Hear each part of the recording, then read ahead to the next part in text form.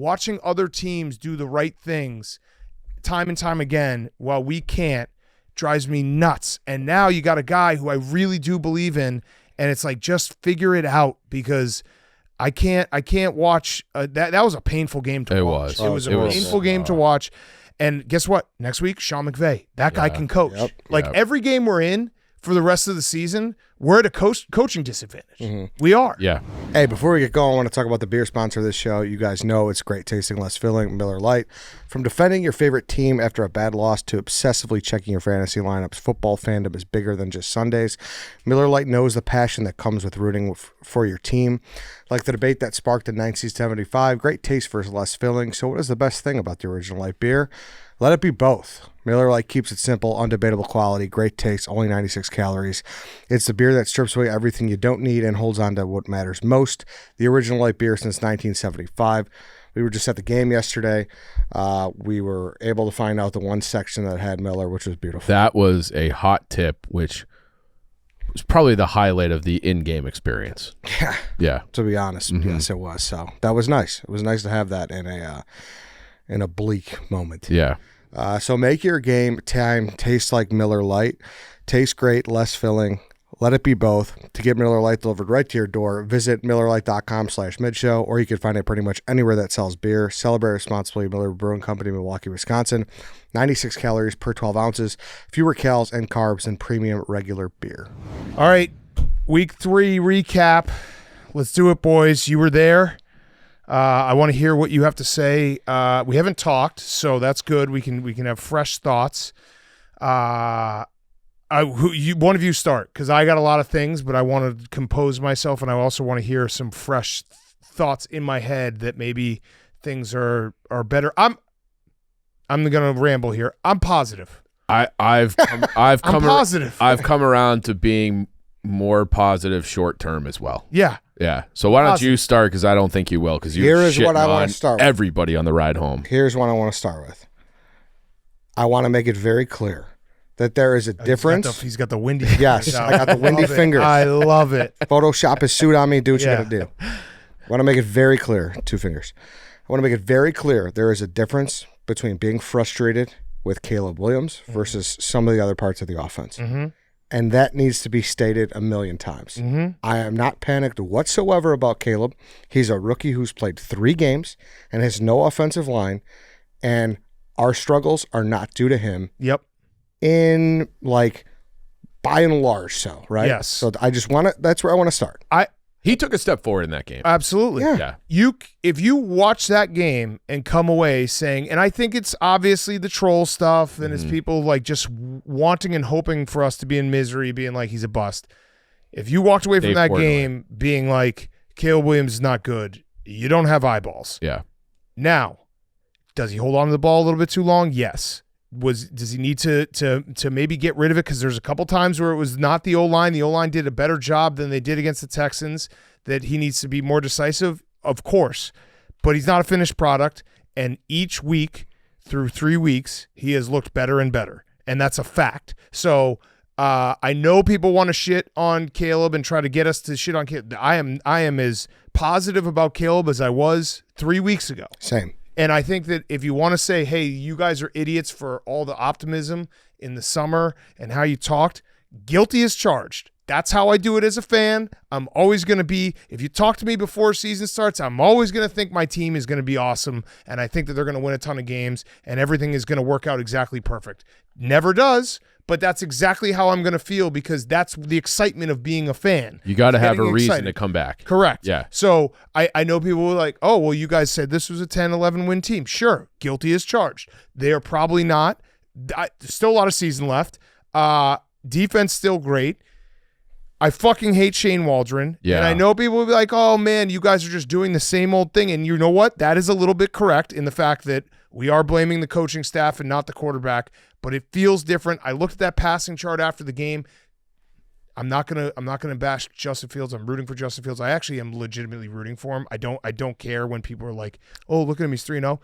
Justin Fields never had a passing chart like that. He was spraying it all over the field. Yeah. He's confident throwing it all over the field. I am very, very positive about Caleb Williams. I'm I don't care what Justin Fields does, but I also don't want text during like the game yesterday that I was getting from like friends or tweets. But that's being going to like, happen. Yeah, I just don't want to hear it. Like, good for him. Like, that needs to happen in a different universe. And guess what? Justin Fields is playing better than he's ever played because the Steelers know how to run their fucking organization. They're a real team. So that's the difference. I walked away from week 3 as a whole being like, holy shit, coaching matters so much more than we ever give it credit for. Sam Darnold looks awesome. Malik Willis just won 2 games. Geno Smith is 3-0. Baker Mayfield, I know he had a bad game on Sunday, but he's been a revelation and everything. That goes both ways. Sean Payton just won a game with Bo Nix. Yeah, right. So coaching matters a ton, and the brutal honesty of it is we have the worst coaching staff in the NFC North. Yeah. It's not even close. Yeah, and therein lies the larger issue, right? That's Correct. where the anger stems from. Right. That's where everyone's like, what are you so mad? What did you expect? It's like, I expected more from this. Not from Caleb because it's still early, but from all the Waldron, all the hires, all the offensive line parts, I expected more from that. People, the criticism I've seen is like, you guys thought this offensive line would be good. I don't think we thought it would be good. I thought we would be able to run the ball, and we can't run the ball. And guess what? DeAndre Swift, I don't want him to be the starter anymore. no, it's got to be Roshan. It has to be Roshan. Yeah. And it's the little things that go on throughout the years that hurt the most too. Like it's for instance, when you have so many regime changes, you just kind of lose guys throughout the shuffle. We talked about this, right? And now it kind of feels like now it's Shane Waldron. Now Roshan's really not getting his touches, although he got more touches in this game. And that's where like my optimism is. I'm starting to come around a little bit. Week 1, they should have lost that game. The more I think about yesterday, like that feels like a missed opportunity for a win. Such a winnable game. Yeah, such a winnable game. I mean, Anthony Richardson tried to give it to us multiple times. And then it's just like the encroachment on the punt, which extended that drive, which turned into a touchdown. Yep. The Hail Mary on the to the 1 yard line, the four tries from the 1 can't get in. Whatever. That should have been a win. Week 1 should have been a loss. We're right, kind of the universe balancing itself out. But I do think, like Waldron, maybe this is growth. We saw the most Roshan. We saw the most Cole Kmet. We got a lot out of Rome. Caleb took a step. That was one of the worst goal line packages I've ever. Awful. I'm so sick of the Wildcat. Just because it worked that was fucking 2006 15 years ago, 20 years ago with Ronnie Brown doesn't mean it's going to work now. And no one is getting tricked by the Wildcat anymore. No one, because guess what? You're never going to pass out of it. And so you just take the ball out of Caleb Williams' hands, then run up the middle for 1, run up the middle for nothing, and then an option play on the short side of the field that was just a mess from the beginning. And I don't even care about running up the middle 3 times. It's like you did it with Swift, who can't break a tackle, and then Herbert. Yeah. Like you have Roshan, who breaks tackles. He's 225 pounds. And it's like he's been playing well. He's probably been your most effective running back in that game, and he's stapled to the bench in the most important spot. And they pulled him on the other time they were in that red zone. Yeah, which they scored on that. Yes, but still, they pulled him. Yeah. It just doesn't make sense. Yeah. It makes no sense. Feels like he pulls these rotations. Yeah. It's so frustrating. It's so frustrating. And I just off season, I wanted Harbaugh so bad. Same. It was never going to happen. But I've given this speech before. You had John Fox as the head coach, and you drafted Mitch Trubisky, and you fired John Fox. You had Matt Nagy inherit Mitch Trubisky, and he it wasn't the guy he wanted. Matt Nagy gets rid of Mitch Trubisky, you draft Justin Fields, and then you fire Matt Nagy. Yeah. And then you hire Matt Eberflus. And so you had the chance to reset everything, and you missed that chance. And I'm just hoping that this season goes well enough that we can reset that chance and it won't do any long-term damage. Because that's my fear now is like get us in a way where we can play some competent football and clean house and find a Ben Johnson, find a Bobby Slowick, find someone who cares just about Caleb, because that is your prize piece now. Yeah, and I walked away. I know people will say this is bullshit. I walked away from that game being like, Caleb is the fucking guy. Same. He can throw the ball totally at an elite level. He escapes the pocket like a fucking. It's crazy. It's crazy. So there's nothing he's not a finished product. I didn't think he was going to be a finished product. I just can't believe they don't learn from this. Like, you just went through that list. They're doing the same cycle all over again, and they had, like, they talked about getting rid of Eberflus and then just did it. And I'm sure it's because they didn't want to stroke a check and be paying too. And they also don't. And Kevin Warren would never. The personal feelings in Hallis Hall always come into play, where it's like they don't want a guy like Harbaugh. They don't want. They want Kevin Warren to have the power. All this shit.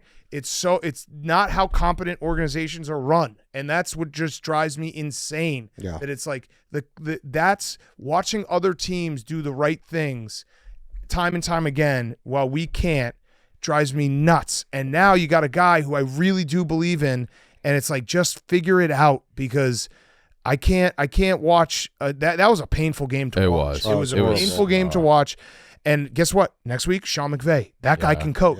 Yep. Every game we're in for the rest of the season, we're at a coaching disadvantage. Mm-hmm. We are. Yeah. And that's the thing where it comes to people being like, it's only week 3, and they're right. Like, it is an overreactionary league, and like, it is week to week. Like, you do need to pump the brakes. You're never as bad as you think you are. You're never as good as you think you are. And I think the season's not. I'm not saying that we're just like completely out of it. This can't be a 9-10 win team. It absolutely still can. I'm just talking about what I've seen through 3 weeks.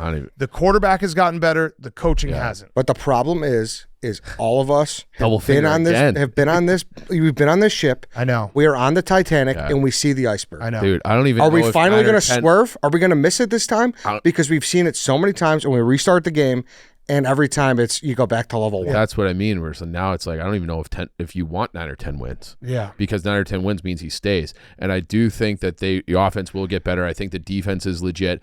I do think this coaching staff will always do things to lose you games. In the Texans game, it was the horrible challenges. This game, it was the horrible timeouts. And it's like you had. By the way, you guys probably didn't see it because you were driving. At the game. No. There was a clear challenge that he just didn't challenge this time. Oh, really? Oh, really? Yeah. So right before the Shane Waldron 4 downs at the 1 yard line or 2 yard line, Cole Kmet clearly got a first down. We ended up getting it because they rushed to the line and got a yard. 4th and 1. But it was so obvious watching on TV that he got the 4th down, he got the first down, and we didn't challenge the spot. And like, I almost wish we had not gotten the first down there, because at least it would have been like, hey, look at how stupid he is. Then we did the 4 plays that were so dumb. Did they ever explain? Remember the second timeout they called when they were on defense at the 1? They didn't explain that one. There was another timeout, the timeout where the 2-point conversion. 2-point conversion is like, dude, that's shit you got to figure out beforehand. How do you not know that? How do you not know that? And then, crazy. What did you make of the onside kick, or when they didn't kick it with 2 minutes to go? Well, so I was confused by it, and then the Colts made the biggest mistake I've ever seen in my life, because the Colts downed it. If the Colts had run that out, clock runs, and we lose the 2-minute warning before the snap of the next ball. So it was one of those situations where I didn't really understand what we were doing, but then when the Colts made that mistake, it was like, I guess this makes sense now. Yeah. But you can't expect the Colts to do dumb shit like that. Yeah. I still think you do the onside kick. Yeah. Like this is where you really would like to hear from Ryan Poles and just be like, well, like, question, like, what did you think of his timeout management? Yeah. Because this is going to be his cardinal miss. Yeah. Is sticking with Eberflus. Yeah. No, it is, and he had plenty of reasons to fire him. Off the field too. He's 11-27 or something. Yeah, crazy. Yeah, it's like you did a Hard Knocks episode where you made him look cool and tried to get everyone to forget. I said when that Hard Knocks episode came out, I was like, they're trying to make that was propaganda. Forget. I know. It's crazy, man, and we just got to focus on the positive. The Caleb Williams is something we've literally never seen, because that's the other thing is, like, even down in that game, I was like, we could score. Yeah. Which is not a feeling that I usually have. Usually it's like, well, we need a pick 6 now. We need a punt block. We need something. Dude, the ball to Rome down the sideline, which I think he threw a pick 2 plays later, but that was like, oh my God. There was another another ball that got called back for a penalty where he's on the move and he threw a fucking dime. Yeah, I remember that too. I can't remember who it was to, but it was just a beautiful, beautiful throw. So I'm not as down as people probably hope that we are. Personally, I'm not. I know people love our misery. I'm just not that. I'm not at that spot. I just am like, coaching staff, you have to figure this out. You have to fucking put us in a better spot. You have to figure out how to run the football. If it changes personnel, like even the offensive line change was a good change. Yeah. Obviously, Nate Davis got hurt. What is his injury? Do we know? Who knows? cares? I don't But even know. yeah, Pryor so played better than him. yeah. And then next week the Rams are going to be a really tough team to play because Stafford is just a baller. We know that. Yeah. Yeah. I a hope baller. I hope we're like kind of catching them at the right time. Like it's kind of a trap game where like, hey, we just beat San Francisco, Chicago. That just is a testament to how good they are. Yeah, I know. Their top 2 wide receivers, Kyron Williams turns into an absolute Dude, Kyron Williams. gangster. Like, Make big throws. Yeah. That's just how they do it. yes. It's just that good organizations run that way. Kyron Exactly. Williams has always been a gangster. Yeah, But he is. Always. like he was especially a He was gangster on so Sunday. sick at Notre Dame. He just ran a 4.8, so he slipped in the draft, but he's Yeah. fucking awesome. Yeah. So yeah, what were you saying? nothing. It's just that's where the frustration lies, and no corrections really have been made through 3 games. Like Through 3 years, dude. Yeah. Like, Yeah. All right, so I know that this week has been weird because we're in and out doing stuff. Next week I'll be back fully for voicemails and everything. But I'm happy I at least got a little off my chest. Yeah. Good. Yeah. Caleb Williams is awesome. Yeah. And he people is. thought I was desperate because I was getting into bed at like 12:30 last night, and I was just like, Caleb's the guy. I was like, you said that about Justin? I know I said that about Justin. I'll say It's that about different, every though. fucking It's Bears different, quarterback ever, but it does feel different. And on top of it, Rome looked really good. Yes. Yeah. Rome Minus- looks awesome. Minus that one fatal error, obviously. And here's the other thing that I'm hoping when Keenan Allen comes back, and then that changes how teams Totally. can guard us in the middle of the field. There was a little more DJ Moore weird body language. He's We'll a just- bad body language guy. We'll just pretend that didn't happen. Hey, he's just such a competitor. And the defense is awesome still. They run out of gas at some point Yeah. every game because you ask so much of them. Yeah. Yeah, like I was saying to him, it's like, we held Jonathan Taylor in check pretty well. He's like, he had like 110 yards. But it It's was like, that one, late. it was that late Exactly. drive where it's just like everyone's Yeah. gassed, and it just you could feel it. You feel it every time that happens. It happened in the Texans game. We ended up getting a fumble, but that was the same drive. It was basically late third, early fourth.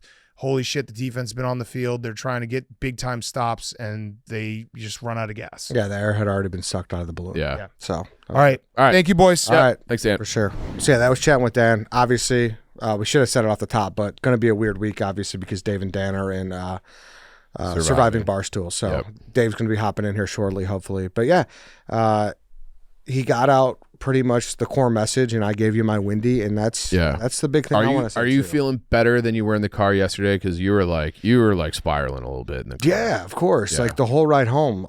And that's when you really You're like, know what it. has Poles even done? You were going through it. That's always how I feel after a loss. And I'm and that was a bad loss. Yeah, I'm just gloomy, and Yeah. I'm just shuffling around the gas station looking for snacks to like cheer me up. And I don't know if this will be in the video or not. I think Lance had the camera rolling, but you had given out all the little Portillo's gift cards, and then you were coming back, and the box that came in, you were just kicking it down, like your head was down, like you look legitimately depressed. yeah, because I just hate that feeling, especially when you go to a game, and there were so many Bears fans there. Don't get me wrong. Oh, it was probably 60-40. Yeah, but you see that other shade of blue, and they got smiles on their face, and everyone in our shade of blue is like, I can't fucking do this anymore. Yeah. I can't fucking do this anymore. Well, it's just like it's the self-inflicted stuff that is just Yeah. that the going, who goes offsides on it was like the nose guard, like who goes offsides on a punt? Yeah. Like how do you do that? And then that was the Jonathan Taylor dagger drive. After that, they had him stopped, and then they go down and score. So it's like the little shit that just all the timeouts, the punts, the turnovers, all of it. It's so hard. And I just hate too, and to counter Dan's point a little bit, yes, of course, it was different from a really bad quarterback Bears team that we've seen where you knew they didn't have a shot at all, but you knew they weren't coming back with, thunder and lightning right away. Like once there was some sludging through that first quarter, it's like, oh my God, this is how this whole half is going to be. And then sure enough, we look up at halftime, we're all, getting drinks and stuff, and it's 7-0. And it was just a tough moment where totally. And like they had a missed field goal in the first half too. And then the Hail Mary at the one at the end of the first half. But if we're gonna be specific about Caleb, things that encourage me, he was good in the 2-minute. He really was. Like when they were going fast and they were up tempo at the end, like they were marching, and he was finding Cole in the middle a lot. He found Cole for a touchdown wide open. He had the Rome got open. Like there were some like if you're squinting your eyes and grasping at straws, there were some things to like kind of hold on to that were positive. My thing is, it's like if we were 1-2 and we had those 2 losses and we had a brand new coaching staff, I would be like, we're gonna be all right. We're gonna be all right. We're gonna fix these mistakes. We're gonna get Definitely. I just have no confidence that that Eberflus is able to fix it. And why should we be confident that the guy he hired is the guy to Waldron groom this quarterback? Yeah, you can't. There's just no faith from that guy. Okay, you get credit for keeping a locker room together during a losing season. It's hard to do. But hey, maybe these Bears just have a bunch of guys with good heads on their shoulders and know that they're professionals and they're supposed to go out there, which I do feel is the case. Exactly. Yeah. Like I do feel like Cole Kmet, DJ Moore, I feel like a lot of these guys are just good guys who know that they're paid to play football and like to play football and go out there and play their balls off.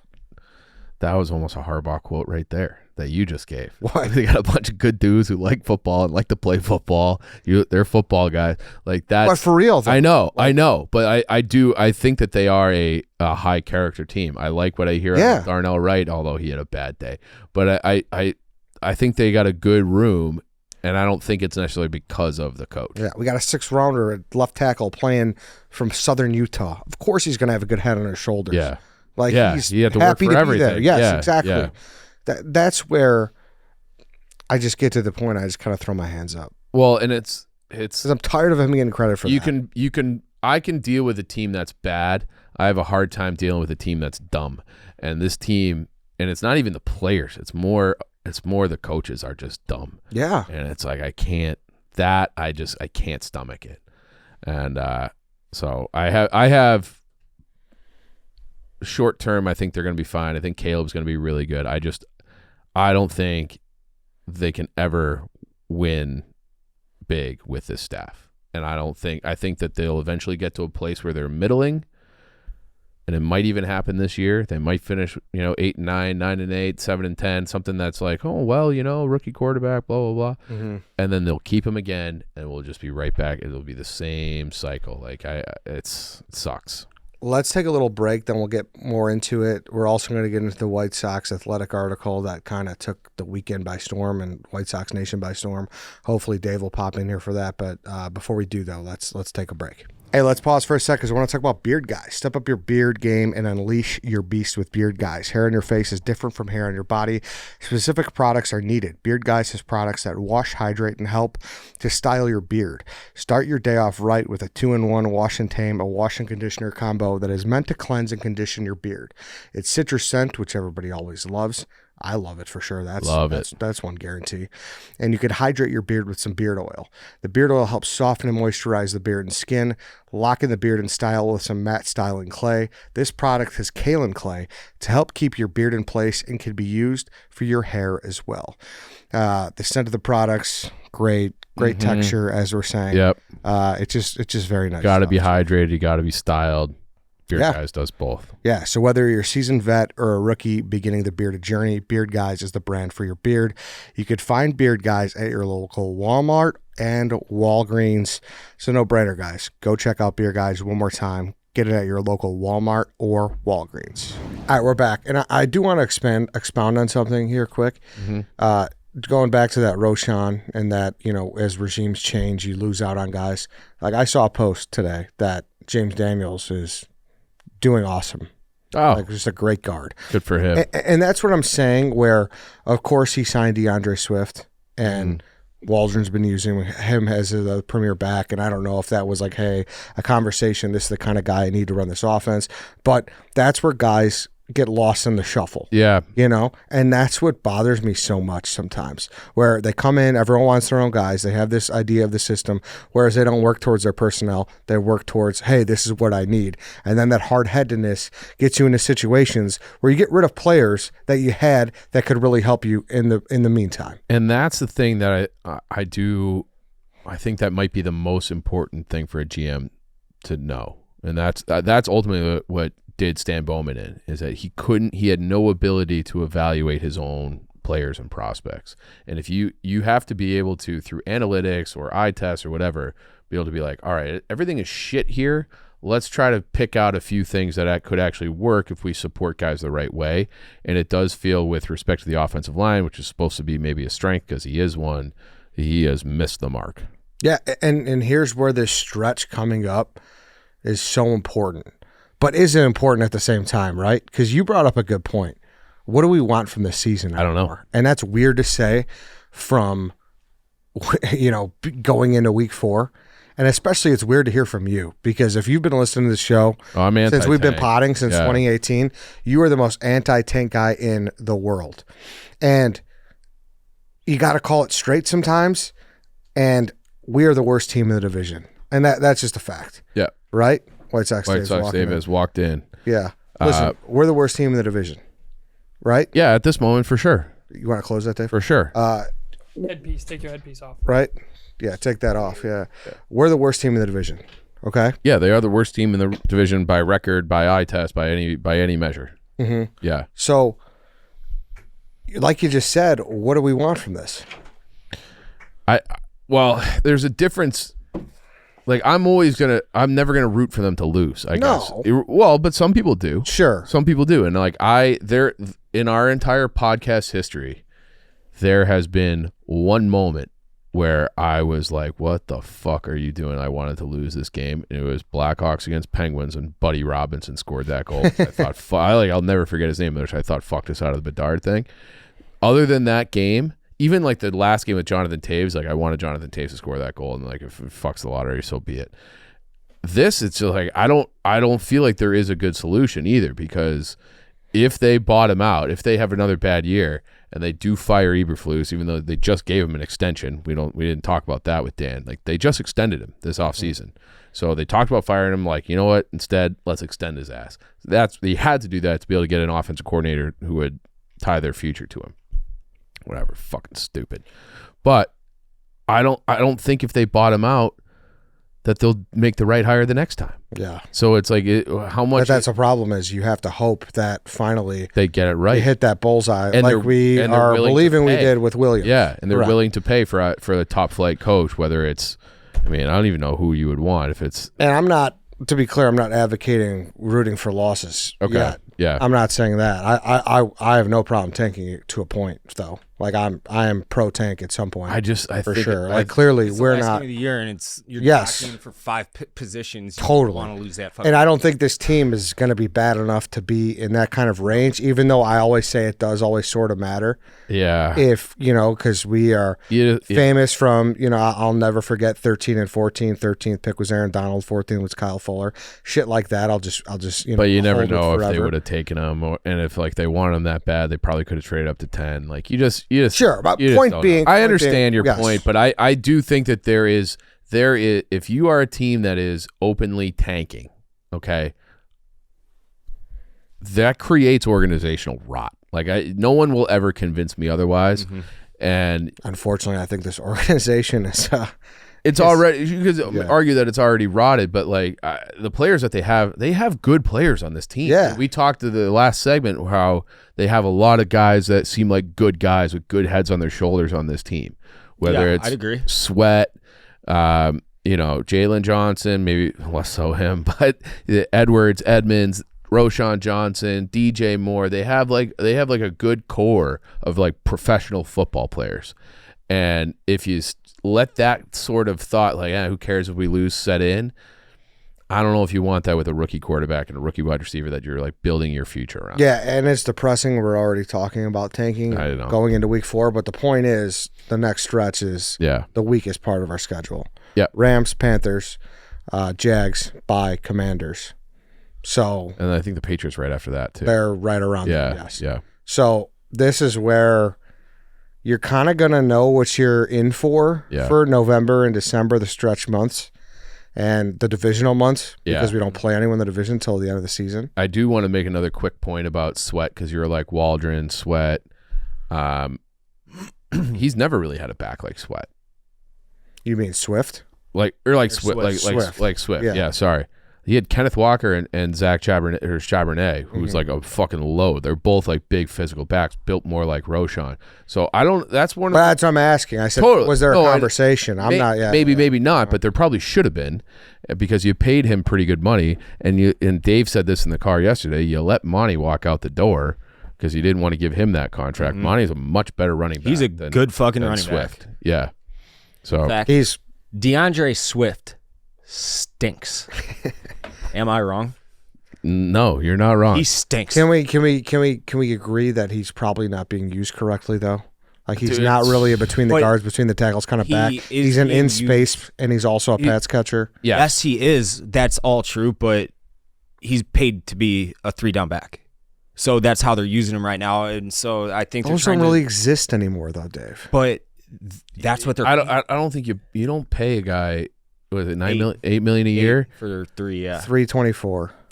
to be like your third down option, to be fucking. I don't think he's. I think he's a first and second down back. But You know, like the NFL has switched to predominantly across the league a 2-back system. totally. But like but you still run on first and second down is my point. And you run between the tackles on those downs. And he can't break tackles. There are times where it's like he's not seeing the cutback lane either. He was pretty good in space catching the ball yesterday. He had two catches, I think, they both went for first downs, if I remember. And like he has a skill set. He could do some cool shit when he has space. Yes. But we're just not putting him in a situation. I to have want a space. fucking blockhead going downhill. Yeah. And there was that run by Roshan where it's just like he's a guy, and this is like the old meatball football coach, like your high school coach being like, finish your fucking run. And like that guy finishes runs. And if you're going to try to give him a little shove as he's going out of bounds, he's putting his shoulder right underneath your chin strap. And like getting that extra 6 inches. get that extra 6 inches, and that also like it does help wear down a defense. Like I'm gonna put a body, it's a head on a or hat on a hat kind of thing. Roshan likes contact. I want a guy like that softening up their team. Be like, I don't want to fucking hit that guy, and he gets you that extra. Swift. It's like if you think he's gonna get 2, he probably ends up with 1. If you think Roshan's gonna get 2, he probably ends up with 3.5. And because he's getting caught in crosshairs too. It's not his fault that fucking Waldron called that speed option on 4th down. No. That had the whole offensive line on the ground, that famous picture What now. the And he fuck had, was he had that? 6 defenders in his face. Yeah. Like, you can't take that out on DeAndre Swift. No, I'm not. I don't blame him for that. just- I take it. But- There was. It's being synonymous with failing plays yeah. with number 4. I don't I- think that's the case. I don't think anybody places a single ounce of blame on him for that. Him and I were watching. There was one play where he got the ball. It was Like they we were happened to be behind sitting in the left right side. angle. And Ryan and I looked at each other. We both saw. And granted, we have more of a bird's eye view. There was a cutback lane where he might have been gone, and he just ran into the back of the lineman. guard. And we're like, Yeah. "What the fuck?" And we looked at each other because we both saw it. And His I- vision has been Yeah, horrible. and I see And he doesn't. the Yards inability- after contact are just not there. inability to break some contact for sure. Yeah. But Arm tackle after arm tackle, and he's down. why can't he get some of the grace that Caleb's gotten with the offensive line? Because he hasn't really gotten any grace. at all. Totally. I'm trying to provide like some That's other side of the argument here. That's fair. I'm talking about running style and competitiveness. And when I see it, that's where it's like Roshan, I think he averaged like 3 yards a carry. I thought he had a good game.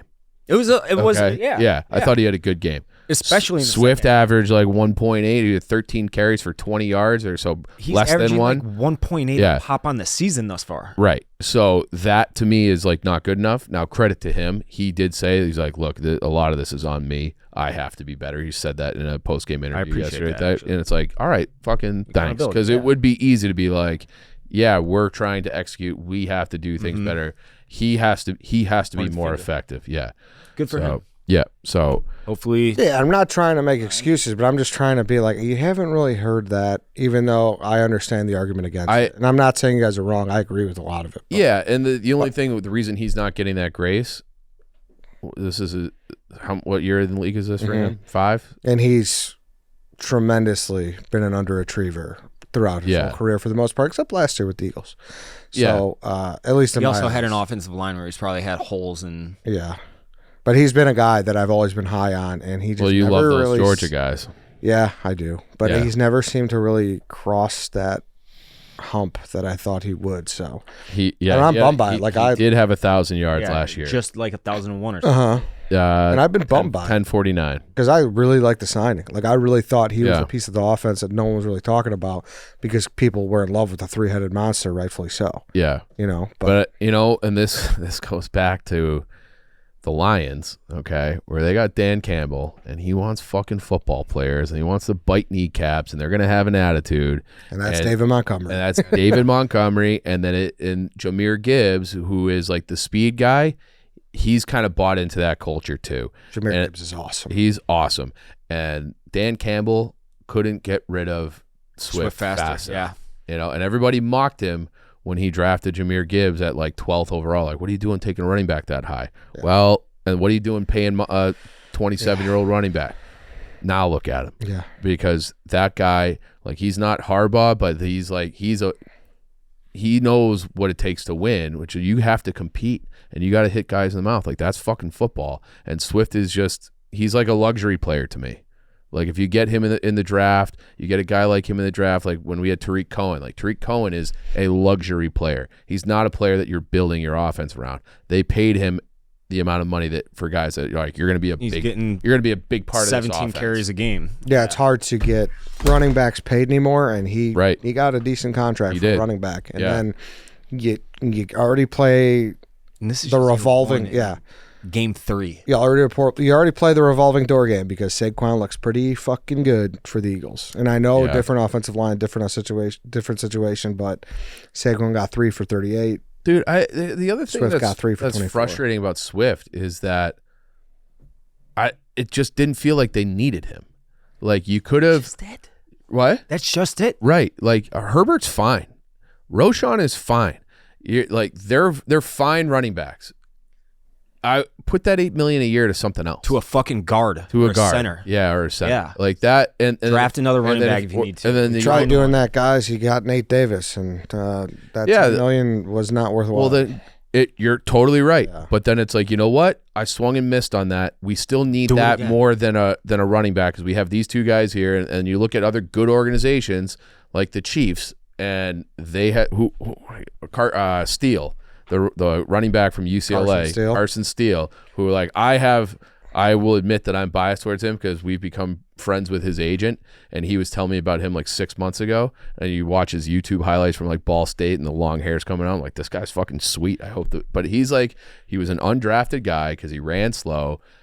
When he went to the Chiefs, I'm like, he'll make the team and he'll be good. Yeah. Because that's like the Andy Reid. That's a competent organization, and now he's their starting running back. Like that game last night. Well, that's just kind of where the league is at with running backs. They're still 17 for 72. Yeah, there's still that high percentage at the top who still are very much difference makers. Yeah. And then that's right. You know, that they're getting, it's just everybody else. And there's everyone else is kind of the same. Right. Yeah. You know, and I don't think Swift fits into that top echelon. No way. So what's his point? That's exactly. He was at that point. It was always a luxury. He was a luxury when you had needs. It was like, you know, it's like the people who like I had a friend out in California who what? I just think they bought the luxury car and it was like, hey, all right, why wouldn't I pay $20 more a month for OnStar? Right. So my right? Like, Keenan, like we just drafted a run. Like, let's. So my buddy always would talk about these people who lived in like Orange County, and he'd be you know just grinding away, and be like, how the fuck does that guy drive a Mercedes? Like and then he go over to his house, he doesn't have a sofa. Mm-hmm. Okay, so it's like that's where I feel like they bought a luxury car and like they don't have a home. They live out of it. Yeah, and I don't know the order of the signings, but the point remains. You know what I'm trying to say? Yeah. But yeah, I don't. It's definitely been a glaring situation so far. 3 weeks into the season, it sure has. However, the sky is not falling. I'm here to reel you guys back in. It seems like Dan did the same thing. Yeah, we did. I think we are. I got to that place this morning. I haven't heard what Dan has had to say yet, but while this team looks like ass right now, at least on the offensive side of the ball, it needs, and we can hash out Eberflus and Poles and the coaching staff all year. It needs one more draft class, sink as much draft capital and free agency capital into that offensive line, and I thought Caleb Williams, for the most part, looked really fucking good on yesterday. That was his best And game. It would absolutely be his best game. There were bad throws, even bad throws that didn't get picked that were forced, but obviously that's you're gonna see that out of a rookie quarterback. However, you know what the issues are, and you got, I don't know, call it right now the 15th overall pick, and then probably the 33rd or 34th or 35th pick. That's two right there. Go and get your fucking tackle. Go get your guard, your center, whoever it is. There's your answer right there in front of you. Well, that's what the reality is, right? Because I think now, like I said 9 and 8. I don't know what you guys ended up on. Maybe like 10 and 7. Yeah, like realistically, it seems more like of a 7 and 10, 8 and 9 team, right? So Probably, considering how good the division is. Probably. Yeah. My only thing is, I do think Keenan Allen will come back. I do think the offense will do better. I think that no matter how perfectly they do the draft and how perfectly they develop over the course of this year, the coaching staff will always find ways to lose games. And so there is a ceiling. No matter, you could have the perfect 53-man roster. I think Eberflus would find a way to lose. That's where I am. I don't right now. disagree there. However, they say like a coach is worth X amount games. Like he's definitely worth some He's like losses. a -3. Yeah. Yeah. He's a -3 WAR. He's a. I mean, he might be the worst coach. I don't know, but my point is, And we were is giving some that gifts, guys. just to Totally, avoid dude. the same pattern that happened with Fields, that happened with Mitch. Trubisky, and firing the coaching staff in the second year. I tend to, especially based off the last 2 years, where in the second half of this season, the Bears looked like they were improving from week one, and that happened a lot last year at the end of the year. Mm-hmm. He's done that twice now. It looks like ass right now. It looked like the sky was falling last year. Obviously, it kind of was because of the quarterback and Getsy. However, stay the course. I think they're fine. Obviously, I did not think the offensive line was going to be what is probably the worst unit in football. I thought it was going to be more middle of the pack, but stay the course. They're going to keep getting better. Caleb Williams is going to keep getting better. Now, DeAndre Swift does suck, but his usage changed a lot in that second half with Roschon and Herbert. I don't think they're going to be running speed options on the goal line out of a shotgun package anymore. Hope not. Yeah. I was telling him, I don't care if Caleb Williams would have walked up to the line with a fucking megaphone and screamed, "We are running a dive up the middle to the defense." You still call that play. You run it up the middle or a sneak. I'll even give him the sneak. Well, 100,000 fucking percent of the time. That was the dumbest thing I've ever seen. I guess here's the counter to that. Our interior offensive line is the worst part of our line. I don't care. Go over the It's top. 6 inches. Yeah, push it. Whatever.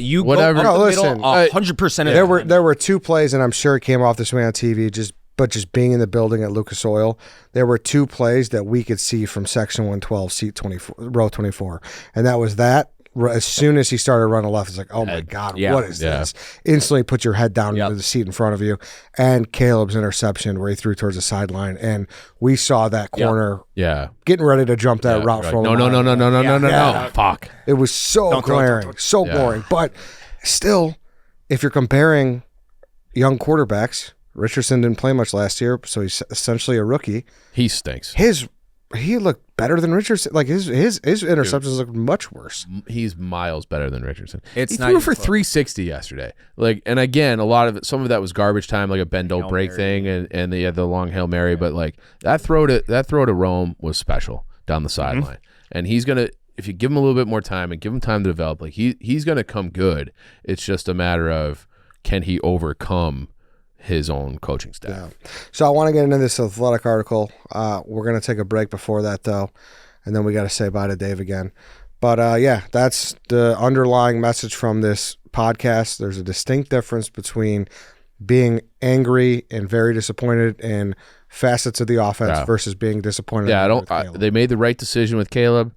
They have the right guy at quarterback. Yeah, absolutely. I agree with that. And to all the people who are calling me out personally for my preseason prediction, I don't, and I said this week 1 or preseason, I will never apologize for having expectations about this team. This is year 3 for Poles. Yeah, and listen, that's fine. Listen, And- at some point you will have to answer for that. I can answer spade. I'll call it as I see it. If this team completely fucking sucks in a couple of weeks, I will say I was wrong. This team fucking sucks. Fire everybody. If Caleb Williams is a bust, I will say Caleb Williams is a bust. Yes, and I know you will, but yeah, your feet will be held to the fire. Yeah. Sure. No, that's fine. You know? That's fine. But like I don't that offense, that's unacceptable. That's unacceptable. That Colts team is not very good. No. I know they got some guys, and not that any team in the NFL does. That but they should. So what I said to Dan was that they should have lost week 1. They should have won yesterday. I'd agree. Yeah.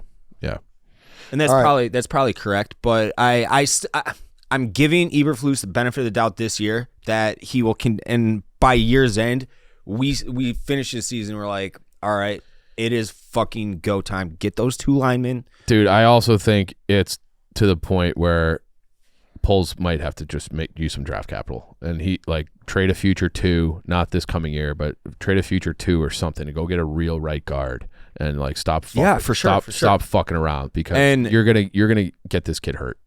Yeah.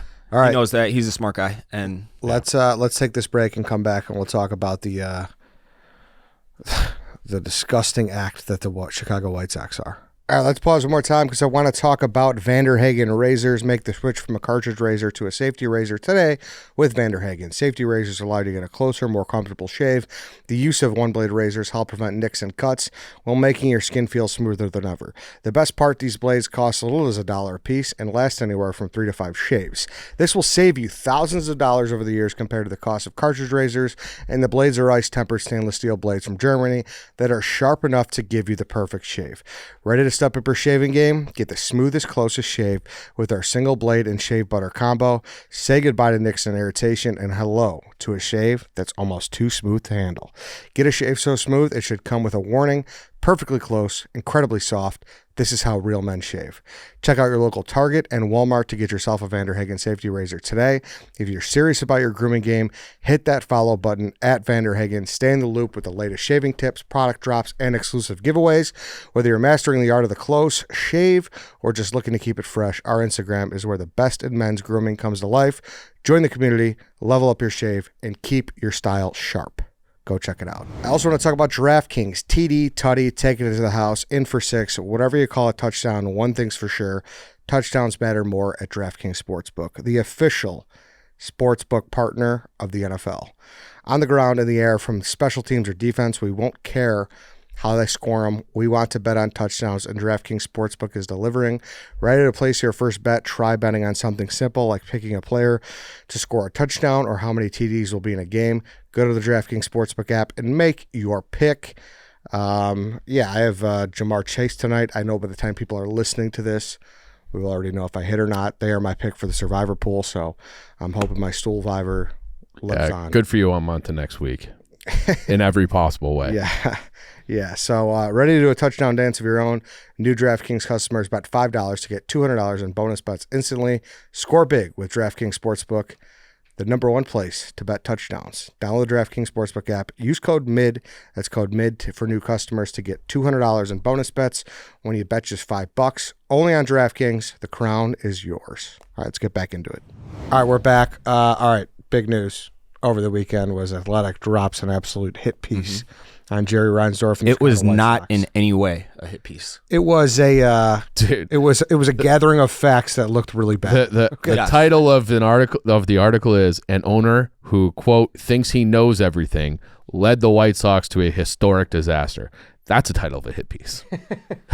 But where were hit pieces in the eye of the beholder? Now I will say this, based on the times we live in, there is a chance that this is what they call and refer to as fake news, and that is either sensationalized or whatever. However, I choose to not believe that it is. I think it's all just facts, and that's and they don't get the benefit of the doubt at all. No, they don't. Right, they don't. And certain things you can't dispute, like the plane and the analytics, and So let's Dave run through the 3 most interesting things. So for people that haven't read this it. was written by Ken Rosenthal and Britt Giroli, I believe is how you pronounce her name. who used to cover the Orioles for The Athletic, and I've never really dove into her work, but a bunch of Orioles fans reached out to me after this and said that she's like the fucking best. And she did an outstanding job on this Athletic piece that is very long. It's well worth a read, but this was to a national audience. So after people read this article on, that aren't White Sox fans, they're like, holy shit, it is bad there. Yeah. And I was getting tagged from Rockies fans, A's fan. Like, it doesn't matter who. They're like, is this that bad? I'm like, yeah, it's this bad. Yeah.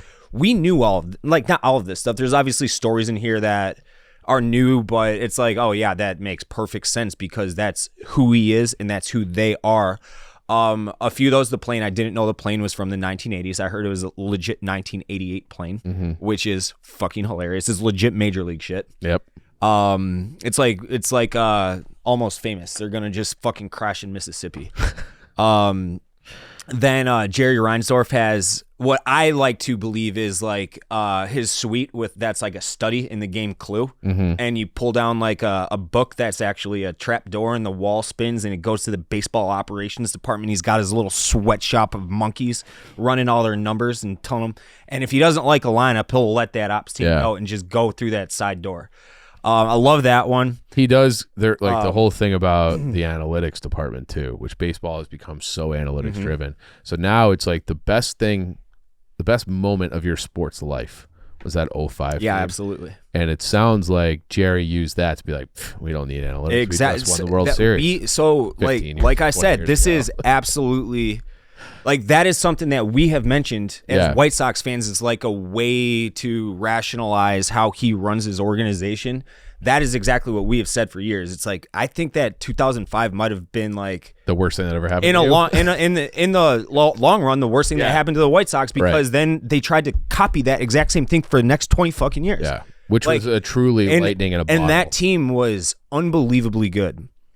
They didn't spend one single second of that year in second place. Not one single second. It was from opening day through the end of the year. 11-1 postseason. But Jermaine Dye, scrap heap. Yep. AJ Przinsky booted from the Giants. Like, no one wanted him. Yep. Contreras traded from the Yankees. All these guys, it was like, it just worked all at once, you know?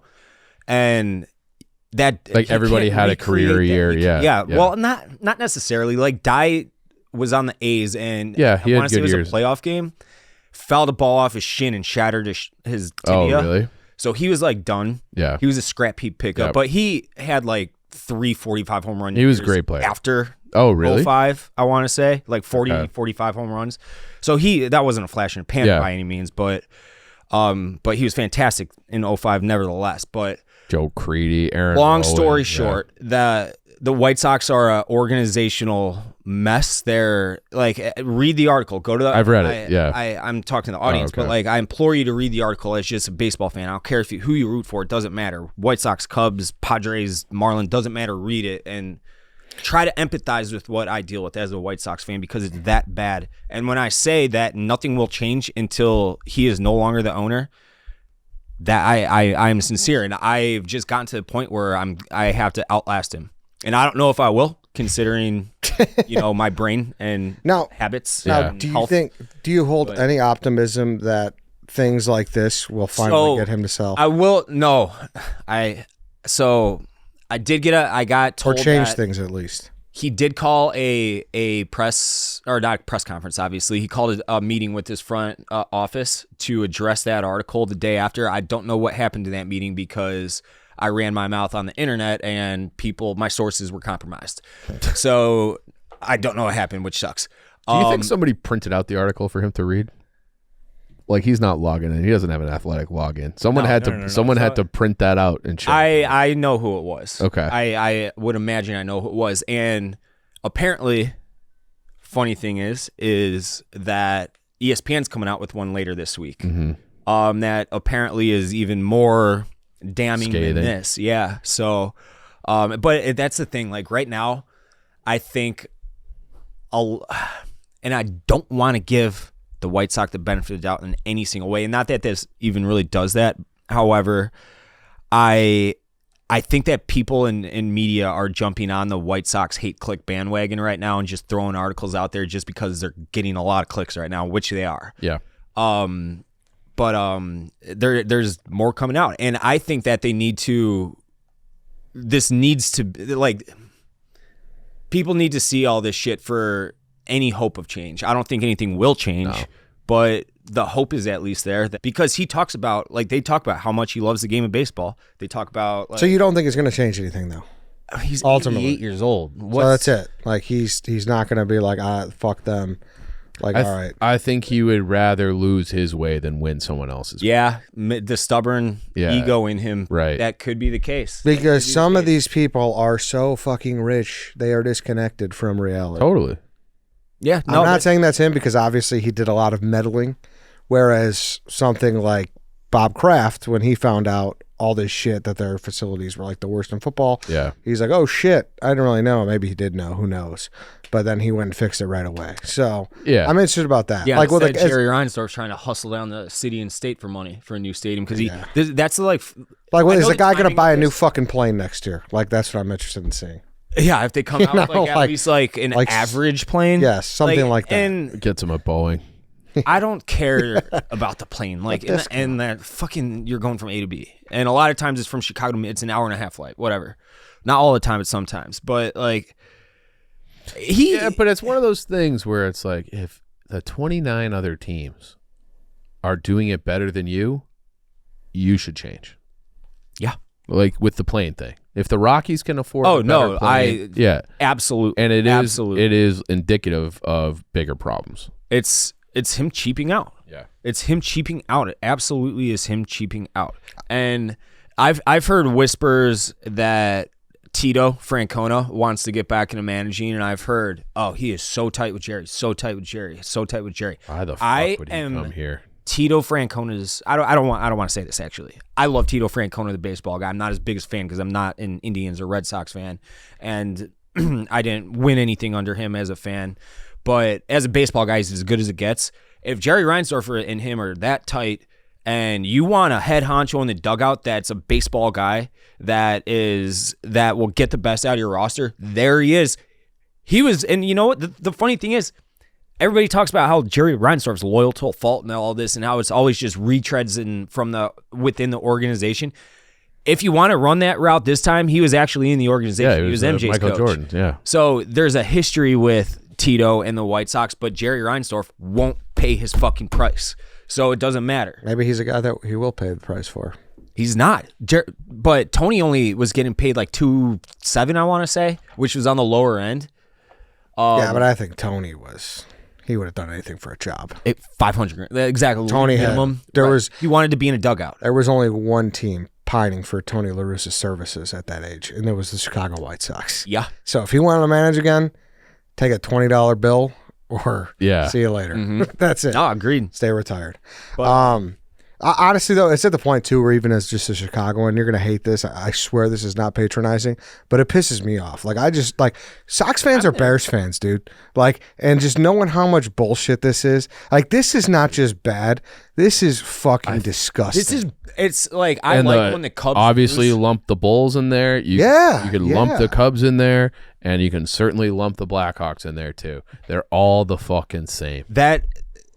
I couldn't get that with the Bears. The more things change, it's like that is every single Bears team I've ever seen in my life that I'm watching right now. But a different conversation. I lost my train of thought before that. Though, what were you just talking about? I was just saying, being a Chicago, you guys know I actively root against the Chicago Cubs. I want them to lose every game. But like when I'm watching them from macro view this year, and it disgusts me that they lost, that they had the season that they did. Because there's no fucking excuse for them that they should be the Midwest Dodgers, the Midwest Yankees, the Midwest Mets. It's baseball Disneyland, and that is bad for baseball when teams like that don't operate like they're not hell-bent on winning. That's bad for baseball. Yeah. And what Jerry Reinsdorf is doing right now is unbelievably bad. It's almost for baseball. like it is so fucking bad for the game. Not that the Ricketts, but this is like it's at a different level. It's at a especially it's the weirdest thing where you don't want your rival to be a dead dog. No. Like I don't like it takes so much fun out of it. It's so much. When him and I went to the Cubs Sox game at Wrigley in July or whatever it was, nobody was talking shit to me. Everyone was like, "Oh man, sorry, dude." It's like that's not how it's supposed to be. Tell me to fuck myself. Yeah, exactly. You know? Yeah. Be like, "Hey, White Sox Dave, you fucking loser." Like that's what I want to hear. I don't want to hear apologies from Cubs fans. And it got to that point because because of Jerry Reinsdorf. and that's where I'm like, dude, fuck this. Yeah. Like even it doesn't bother me none. I'm going to the game sometime this week. I'm gonna have fucking Polish, and I'm gonna have a good time watching baseball and eating food there. But like, that was the other funny thing that I think you read the tweet on our drive back from Indy. It's like, oh, the White Sox are doing like $10 tickets and $5. Yeah. It's like they just have more food in the freezer than they'd have to They- throw it all away. yeah. So let's just cut the costs and Get rid of it, salvage yeah. anything. yeah. All right. Well, It's a pathetic end. And Fan appreciation. Here's a $5 brat. they're not going to get any better. They're cutting payroll. That's publicly sourced information. They're cutting payroll again. yeah, it's bad. Lance, any voicemails or anything today, or are we wrapping this one up? We've got, I guess, like that would be. Do we want to play some? Nothing too crazy. I can play. Yeah, just play one. Yeah, all right. Play one if there's anything good. I don't, if you said so. Also, like note for voicemails, try and be concise with them. Yeah. Because if it's like a 2-minute something, obviously that's We hard to can't play play. it. So we want to get you guys involved here, but try to get quick. 10 to the seconds. point. Yeah, maybe we had like 20. Yeah. Just try and make your point, question or whatever, and then we'll get to it. But Yeah, this message mainly is for Ed. I just felt like this 2024 Bears, I kind of know how that urinal felt in 7th grade. You expect one thing, and all of a sudden, all you're looking at is just a big pile of shit. I don't know what's going on. Caleb looked okay, but not great. Just not good. I don't know what to think, guys. I think we're just going to have to rename the show Dark Thoughts because that's all I got going on. Bear down, but oy. All right. That's a good call. I like that call. yeah, you shit in the urinal. It's Yeah. unexpected, but it's gross. Yeah. We're fucking- unexpectedly gross. Turd offense. Exactly. You have to investigate the handshaking by Waldron. It's indicative of a broken man. If it was indeed shaking, I scanned the sidelines. I didn't see any fan blowing. If the guy is so tremendously broken out there, his hand is shaking while he's making play calls. It's just, it would be a disaster if true. Listen, we were at the game, so we didn't see any of that. I obviously saw the clips on Twitter. I don't know what's going on. I also am like kind of nervous to comment on that because I don't know if there's a larger issue at medical play. issues. Yeah. Yeah, so I'll just leave it at that. I hope he's okay.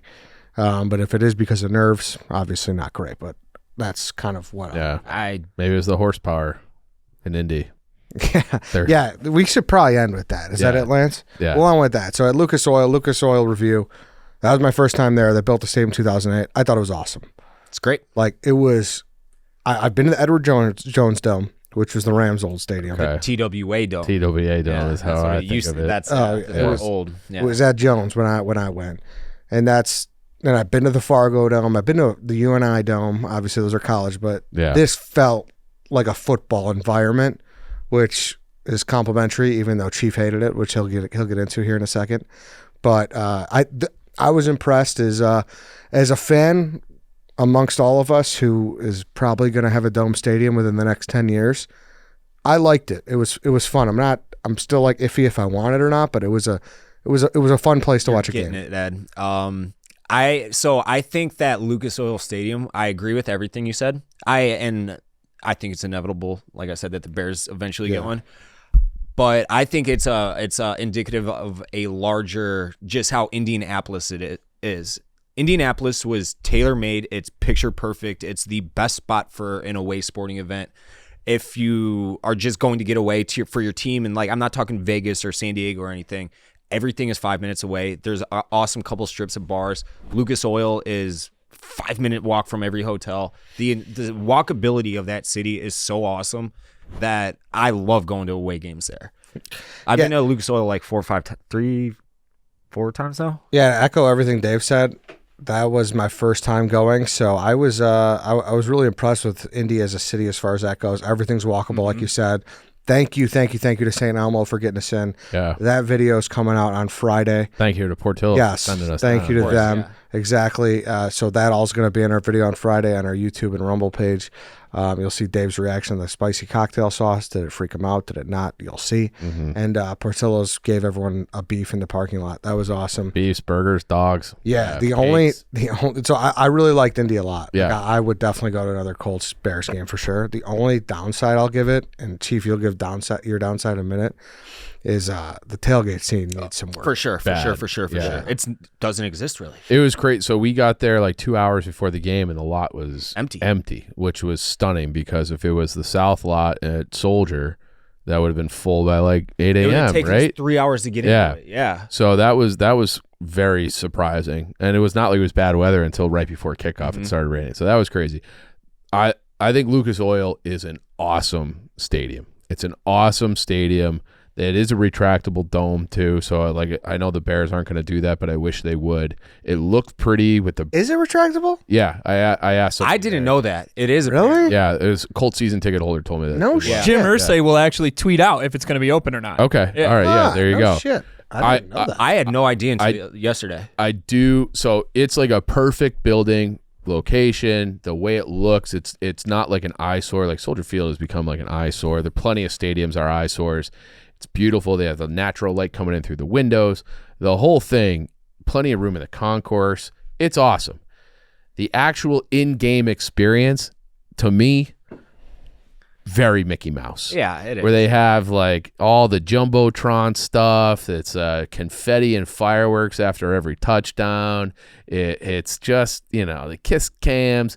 Like when we went up to Lambeau last year, and I hate to like compliment Packers and Lambeau, that's a football environment. Yeah. Like that's like a mecca. Like you want to go there. Everybody's there to watch football. It's none of the extra like bullshit. Indianapolis, it felt, and then they even like they did like the little gimmicks, which it struck me as it reminded me of going to a Bulls game where like there's like a weird like setup kiss cam thing where it's like, oh, this guy's like not paying attention to his date, someone else kisses her, and or like Benny the Bull dumps a garbage bag of popcorn on somebody. It was all kind of stuff like that. It was like to me, it's not as good of a football environment as other places I've been. But the stadium, but that's by choice. The stadium, the structure itself is like basically perfect in my eyes. I think that's a very fair. I wonder if they have to do that or not. I don't What do you disagree. mean? After touchdowns, they shot confetti, which is And strange. fireworks. Yeah. Yeah. Well, I'm fine with fireworks, but confetti's a Yeah, little don't much. you- Confetti's fireworks. don't Yeah. save that for a Super Bowl or even an AFC Championship. Right. But Or a win. Yeah. If you want to do it at the end of the game, but after every score, yeah, it's crazy. that was a little much. Yeah. I agree. But I don't know if do they sell out every game if they're bad? Yeah, I think so. They're still I would like imagine. yeah. I That's think every interesting. team basically Yeah. does. Yeah, but that's one of those teams where like basketball teams have to do that to keep people coming to the games, right? And like baseball teams, obviously.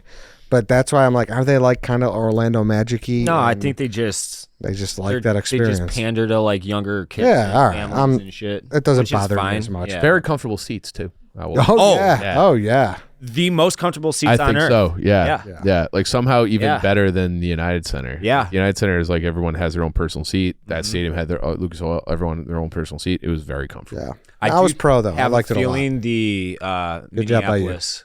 I'm sorry. I said good job by Jim Irsay.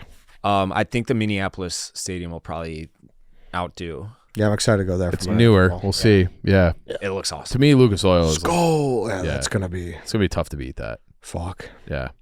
Bring your fucking axe, Dave. We gotta go fight some Vikings. Sam So Darnold. I'll fight a. My hope is that game means something.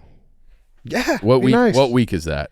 It's like 15 or some shit. No, it's got to be before that. I think it's super late, dude. It's December. It's Yeah. November. Week 11 or 12? Is it? It is. 12. It is. No, that's the home one. Maybe you're right. Yeah, Yeah, at Minnesota's it's week Monday, 15. Monday I nailed night. it. Yeah, you're right. December 16th. So that's later in the season than I thought. They could be. I like still hope it 3 means something. 3-10 at that point or whatever. Too. Right. Let's hope they're sniffing around like they can get to 500 if they win this game. Let's hope. Hey, let's go beat the Rams. Beat the Rams. Let's not even, listen. Let's just Caleb will Go out there and fucking sling Yeah, it, Caleb. exactly. Yeah, Keenan Allen back. I'm going to predict that right now. Keenan Allen's back. let's hope. Yeah, and I think a little teaser. I think we might have a name for this show finally. Hopefully, we'll have that for you next Monday. Also, for crossover listeners, snake drafts are going to be starting to drop on Tuesdays because of this show. And yeah, I think that's all we got for you. Sorry for the later record today. A lot going on at the office with reality shows and whatnot. But I think that just about does it. Thank you guys for listening. Thank you for watching. That's it. Bear We'll be down. back for you guys on Monday. Bear down.